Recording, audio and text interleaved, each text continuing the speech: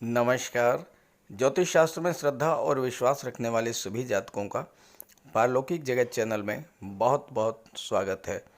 ग्रहों के राजाधिराज भगवान भुवन भास्कर सूर्यदेव 17 अगस्त 2022 को राशि परिवर्तन करेंगे और अपनी वर्तमान कर्क राशि को छोड़कर स्वराशि सिंह राशि में गोचर करेंगे 16 सितंबर तक। सूर्य का ये गोचर एक माह के लिए विशेष महत्व का है, क्योंकि सूर्य का गोचर अपनी ही राशि सिंह राशि में हो रहा है और कोई भी ग्रह जब स्वराशि मित्र राशि या उच्च की राशि में गोचर करता है तो अत्यंत श्रेष्ठ फल देता है। और कर्क राशि के जातकों के लिए सूर्य का ये गोचर और भी अधिक महत्वपूर्ण है, क्योंकि एक तो सूर्य का गोचर धन के भाव में हो रहा है और दूसरी बात यह है कि कर्क राशि चंद्रमा की राशि है और चंद्रमा सूर्य के मित्र हैं। साथ ही साथ कर्क राशि देवगुरु बृहस्पति की उच्च की राशि है और शुक्र महाधनी योग बना रहे हैं। तो ग्रह स्थितियाँ बहुत ही अनुकूल हैं और इसी का विश्लेषण करेंगे इस वीडियो में। ये विश्लेषण आपकी चंद्र राशि के आधार पर किया जा रहा है और वीडियो के अंत में मैं आपको सूर्य के उपाय भी बताऊंगा। तो चलिए वीडियो शुरू करते हैं। कर्क राशि के जातकों की लग्न के स्वामी हैं चंद्रमा, जो सूर्य के मित्र हैं और सूर्य का गोचर कुंडली के धन भाव में होगा 17 अगस्त को। मंगल लाभ के भाव में गोचर कर रहे हैं और मंगल भी सूर्य के मित्र हैं और मंगल की चतुर्थ दृष्टि भी सूर्य पर पड़ रही है। यहाँ पर लाभ के भाव के स्वामी शुक्र हैं और शुक्र का गोचर भी धन के भाव में हो रहा है और शुक्र महाधनी योग बना रहे हैं। जब लाभ के भाव का स्वामी धन के भाव में गोचर करे या धन के भाव का स्वामी लाभ के भाव में गोचर करे तो महाधनी योग बनता है और महाधनी योग शुक्र के द्वारा बन रहा है तो अत्यंत श्रेष्ठ स्थिति है। बुध 21 अगस्त को कन्या राशि में गोचर करेंगे अपनी उच्च की राशि में। देवगुरु का गोचर भाग्य भाव में है अपनी ही राशि में और शनिदेव का गोचर मकर राशि में है कुंडली के सप्तम भाव में। और यहाँ पर शनिदेव न केवल शश महापुरुष राजयोग बना रहे हैं बल्कि शनिदेव सप्तम भाव में दिग्बली होते हैं। सूर्य के राशि परिवर्तन के प्रभाव को समझने के लिए एक सिंपल सा लॉजिक मैं आपके सामने रखता हूँ। कोई भी व्यक्ति जब उच्च पद को धारण करे, जीवन में बुलंदियों को स्पर्श करे, धन धान्य से परिपूर्ण हो, शासन सत्ता का स्वामी हो या दूसरे शब्दों में जीवन में उच्चतम स्थिति में हो, तो सबसे ज़्यादा लाभ किसे पहुंचाएगा? सीधी सी बात है कि जो उसके मित्र होंगे, जो उसके करीबी होंगे, जो उसके संबंधी होंगे, सबसे ज़्यादा लाभ उन्हें ही पहुंचेगा। और हानि किसे होगी? जो उसके शत्रु होंगे। ठीक यही बात सूर्य पर लागू होती है। सूर्य ग्रहों के राजा हैं, शासन प्रशासन राजनीति और सरकारी नौकरी के कारक हैं। सूर्य आत्मा हैं, बल हैं, तेज हैं, प्रकाश हैं। सूर्य पिता हैं, आत्मसम्मान और आत्मविश्वास के कारक हैं।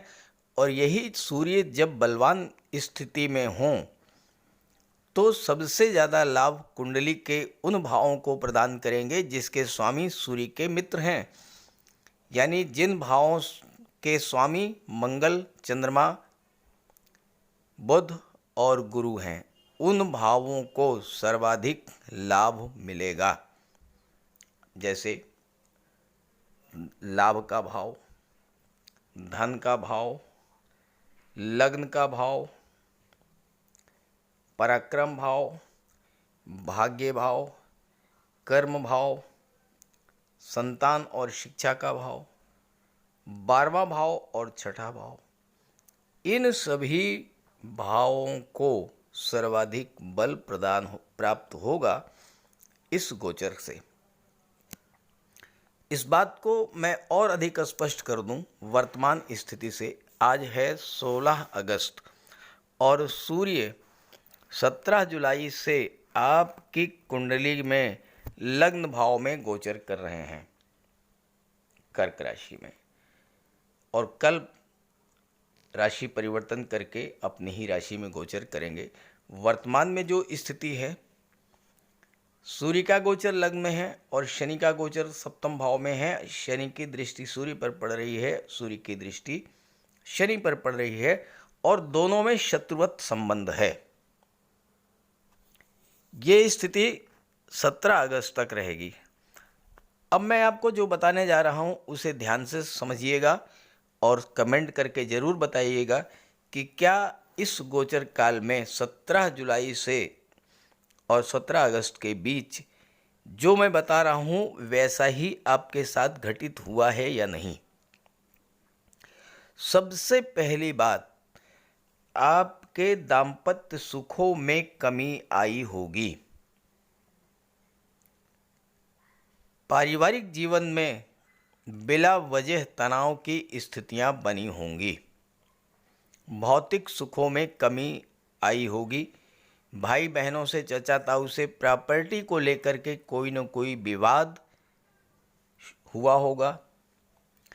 कार्यों की गति धीमी हुई होगी। कार्य क्षेत्र में विघ्न बाधाएं आई होंगी। बनते बनते काम आपके बिगड़ गए होंगे और भाग्य का साथ तो बिल्कुल भी नहीं मिला होगा। भागदौड़ ज़्यादा रही होगी लेकिन रिजल्ट नहीं आया होगा।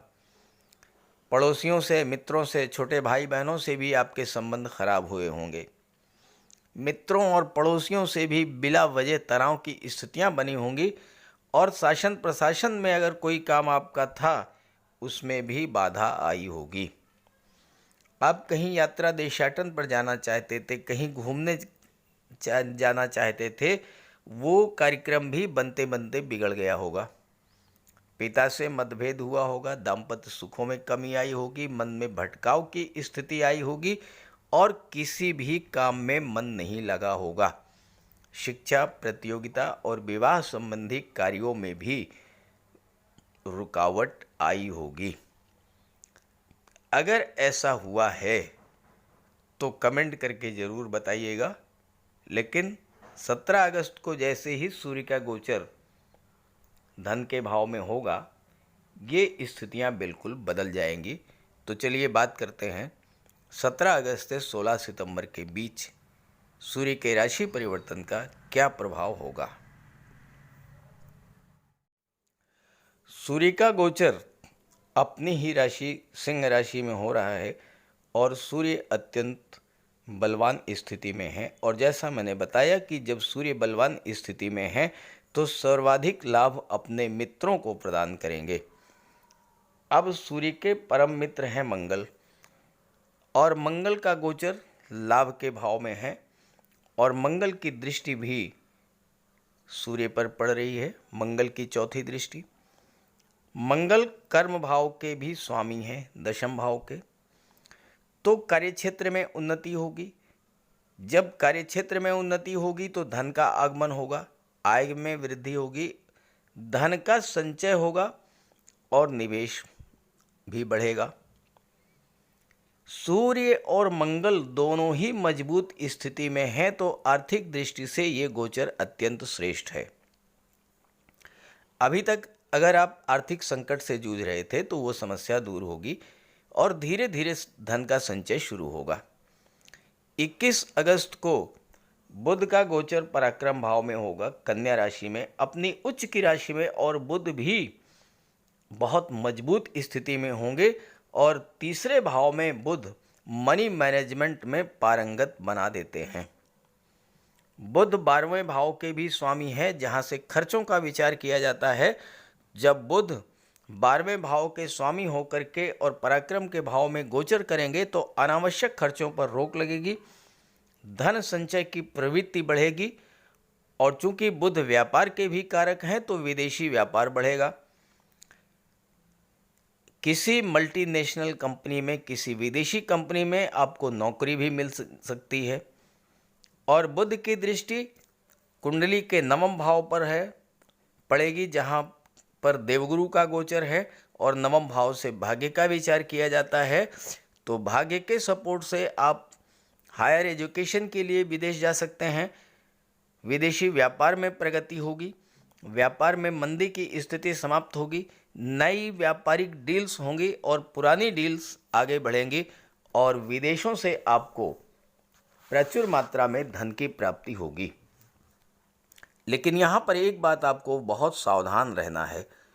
सेकंड हाउस वाणी का है और यहाँ सूर्य का गोचर है और मंगल की दृष्टि पड़ रही है। सूर्य और मंगल दोनों ही अग्नि तत्व ग्रह हैं। तो वाणी में कटुता, अहंकार और क्रोध ये चीज़ें ज़रूर आएंगी। इससे आपको सावधान रहना है, क्योंकि अपने अहंकार या वाणी के कारण ही आपके परिवार में या आपके मित्रों से या सहयोगियों से तनाव की स्थितियां बनेंगी। छोटी छोटी बातों को तूल दिया जाएगा और कलह की स्थिति बनेगी। इससे आपको बचना है। तो सूर्य का उपाय करें और मंगल का भी उपाय करें। बजरंगबली की शरण में जाएं, हनुमान चालीसा का पाठ करें, बजरंगबली के चरणों का सिंदूर अपने मस्तक पर धारण करें और मंगलवार के दिन अगर हो सके तो बजरंगबली को लड्डू चढ़ाएं। यहाँ पर एक और महत्वपूर्ण गोचर है और वो है शुक्र का। शुक्र एकादश भाव के स्वामी होकर के और धन के भाव में गोचर कर रहे हैं और शुक्र महाधनी योग बना रहे हैं। तो मंगल आपको सैन्य क्षेत्र से, मेडिकल और सर्जरी के क्षेत्र से, गेम्स और स्पोर्ट्स के क्षेत्र से, इंजीनियरिंग या टेक्निकल फील्ड से धन दिलाएंगे। शुक्र आपको कला के क्षेत्र से धन दिलाएंगे और सूर्य आपको शासन प्रशासन, राजनीति, विदेश सेवा और न्यायिक सेवा से, सरकारी नौकरी से धन दिलाएंगे। और ये परिणाम आपको और भी अच्छा तब मिलेगा जब चंद्रमा का गोचर शुभ राशियों में होगा, शुभ भावों में होगा, या फिर चंद्रमा पर देवगुरु शुक्र या बुध की दृष्टि पड़ेगी। तो कर्क राशि के जातकों के लिए बहुत ही अच्छा है सूर्य का ये गोचर। और अधिक बेहतर बनाने के लिए आप सूर्य का उपाय जरूर कीजिएगा। बात करते हैं सूर्य के उपायों पर। अगर अभी तक आपने सूर्य देव का उपाय नहीं किया है तो अवश्य कीजिए। सूर्य देव की आराधना करें। खास करके छात्रों को या जो कॉम्पिटिटिव एग्ज़ाम्स की तैयारी कर रहे हैं उन्हें तो सूर्य के उपाय अवश्य करने चाहिए। सूर्य आत्मा के कारक हैं। इस पृथ्वी पर सूर्य के कारण ही जीवन है और सूर्य की ही ऊर्जा, प्रकाश और ऊष्मा से हम कार्य करने में सक्षम होते हैं।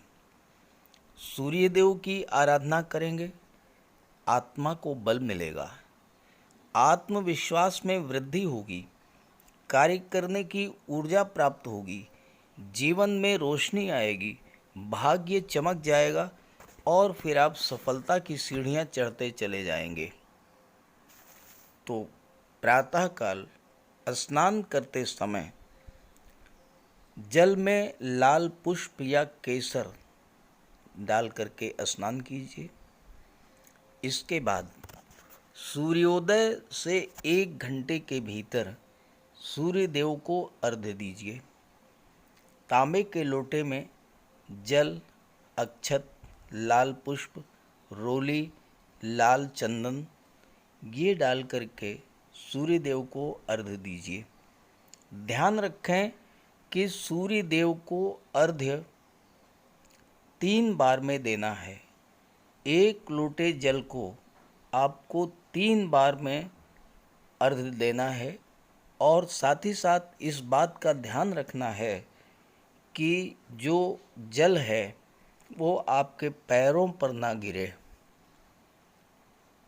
इसके बाद गायत्री मंत्र का जाप करें, आदित्य हृदय स्तोत्र का पाठ करें। छात्रों को तो सूर्य का ये उपाय नियमित रूप से करना चाहिए, क्योंकि सूर्य ही सरकारी नौकरी के कारक हैं और आज के युग में हर छात्र का सपना होता है कि वो आईएएस बने, आईपीएस बने या शासन प्रशासन में उच्च पदस्थ अधिकारी बने। और सूर्य इन सब के कारक होते हैं। सूर्य पिता के कारक हैं। पिता का सम्मान कीजिए, उनकी सेवा कीजिए, उनके मार्गदर्शन में आगे बढ़िए। यदि किसी तरह का कोई विवाद भी है तो उसे भुला दीजिए और उन्हें किसी तरह का कष्ट तो बिल्कुल न दें। इससे सूर्यदेव को बल मिलेगा। सूर्यदेव को बल प्राप्त हो इसके लिए रविवार को नमक का सेवन न करें। दलिया, दूध, दही, गुड़, गेहूं की रोटी, इन सब का प्रयोग करें। रविवार के दिन सूर्यदेव को अर्घ्य देने के बाद एक तांबे की अंगूठी या तांबे का छल्ला ये धारण करें और जितनी आपकी क्षमता या सामर्थ्य हो यथाशक्ति लाल वस्त्र, गुड़, गेहूं, मसूर की दाल या तांबे का दान करें। गौ माता की सेवा करें, उन्हें रोटी दें, चींटियों को चीनी दें, मछलियों को आटे की गोली खिलाएं। ध्यान रखें कि जो भी उपाय करें यो पूरे मन से करें। उपाय करते समय सूर्यदेव का ध्यान करें और साथ ही साथ अहंकार और क्रोध इनसे दूर रहें। आप ये उपाय करके देखिए, जीवन में इतना बड़ा परिवर्तन आएगा कि आप कल्पना नहीं कर सकते। तो मेरी बात से सहमत हों तो उपाय शुरू कर दीजिए और वीडियो अच्छा लगा हो तो अपने साथियों को, मित्रों को भी ज़रूर शेयर कर दीजिएगा। नमस्कार।